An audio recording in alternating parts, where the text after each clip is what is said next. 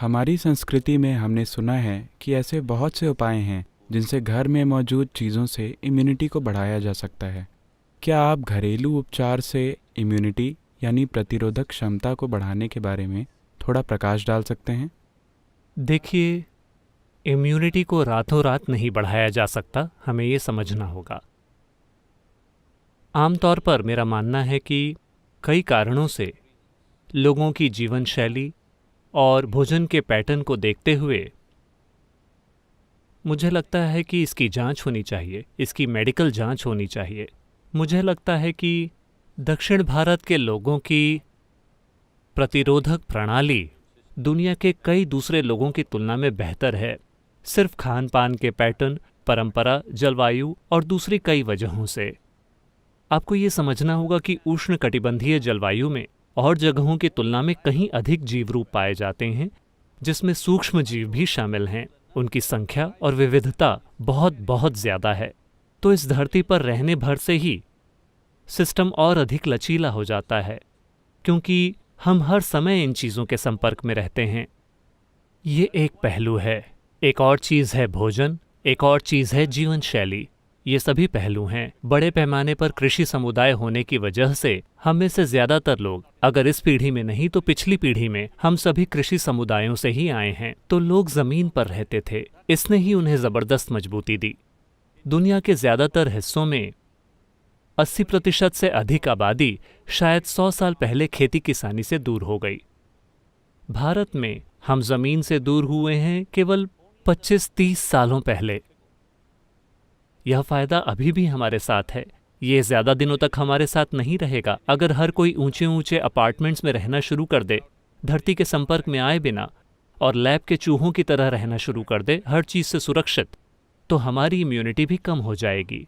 लेकिन मुझे लगता है कि ये फ़ायदा अभी भी हमारे साथ है। लेकिन अभी मैं अपनी इम्यूनिटी बढ़ाने के लिए क्या कर सकता हूँ? जैसा कि मैंने कहा, ये कोई रातों रात होने वाला समाधान नहीं है, लेकिन समय के साथ आप ऐसा कर सकते हैं। तो चलिए मैं हमारे आसपास उपलब्ध कुछ आम चीज़ों के बारे में बताता हूँ। एक बात है, मुझे ये ज़रूर बताना चाहिए, हम पवित्र भस्म वाले लोग हैं। हम हमेशा किसी न किसी तरह से भस्म लगा कर रखते हैं। अगर आप इसका उपयोग करना जानते हो तो कई तरह की भस्म होती है। मैं आपको इसके बारे में इस तरह से निर्देश नहीं दे सकता वेब के ऊपर, लेकिन अगर आप इसका सही तरीके से इस्तेमाल करना सीखते हैं तो ये मदद करता है। नीम लगभग पूरे देश में उपलब्ध है, पहाड़ी स्थानों को छोड़कर। रोज नीम की पत्तियों को खाना। हल्दी तो वैसे भी मौजूद है। आजकल लोग नैनो हल्दी बना रहे हैं, जिसे हमारा शरीर आम हल्दी की तुलना में ज़्यादा आसानी से सोख लेता है। ये भी आपके इम्यून सिस्टम को काफ़ी बेहतर बनाती है। अगर आप आंवले को, जिसे गूसबेरी या नल्लीकाई भी कहते हैं, अगर आप इसे रात भर शहद में भिगोकर रखते हैं, साथ में कुछ टूटी हुई काली मिर्च या ग्रीन पेपर, मैं उन लोगों के लिए कह रहा हूं जो दूसरे देशों से हैं। ग्रीन पेपर से मेरा मतलब हरी मिर्च नहीं है, कहने का मतलब है कच्ची काली मिर्च, जिसे आपने दुनिया के ज़्यादातर हिस्सों में नहीं देखा होगा। यहाँ ये हमारे लिए बहुत आम है। तो इसे शहद में भिगोएं और हर दिन 3 चम्मच, दिन में 3 बार इसका सेवन करें। ये सभी चीज़ें सबसे अच्छी तरह तब काम करती हैं जब आप खाली पेट होते हैं, तो सुबह सबसे पहले आप इसका सेवन करें। अगर आप ये चीज़ें करते हैं तो आप अपने इम्यून सिस्टम में काफ़ी बढ़ोतरी देख सकते हैं। मैं कहूँगा कि 4 से 8 हफ्तों में आप देख सकते हैं कि आपका इम्यून सिस्टम काफ़ी बेहतर हो गया है। ऐसे योगाभ्यास हैं जिन्हें सिखाना कठिन है, लेकिन अभी सिर्फ एक मंत्र का जाप और ईशा क्रिया करना, इससे भी आपका इम्यून सिस्टम बेहतर होगा। ये बात साफ होनी चाहिए कि ये कोरोना वायरस का इलाज नहीं है, ना ही ये इसकी रोकथाम है। मैंने अपना जाप किया तो मैं जाकर लापरवाही करूँगा, ये उस तरह काम नहीं करने वाला। ये ऐसी चीज़ें हैं जिससे आप एक अरसे के लिए करते हैं और अपने सिस्टम को मजबूत करते हैं कि जो अगला वायरस आएगा आप शायद उससे निपटने के लिए एक बेहतर स्थिति में होंगे। यानी अगर आप जिंदा हों तो हाँ, इसे हल्के में ना लें, इसे हल्के में ना लें। फिलहाल ये हम में से हर एक के लिए एक चुनौती है कि हम इस समय के दौरान जिंदा रहें। इसका यही मतलब है।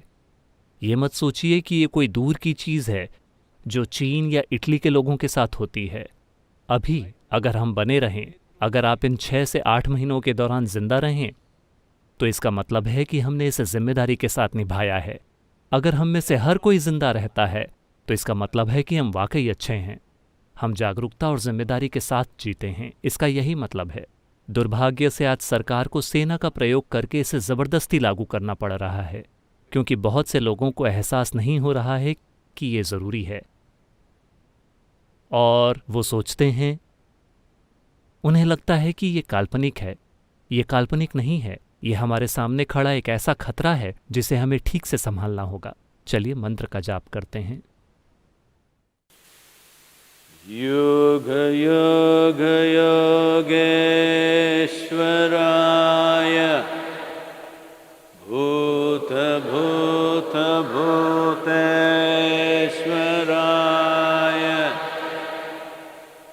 काल काल कालेश्वराय शिव शिव सर्वेश्वराय शंभो शंभो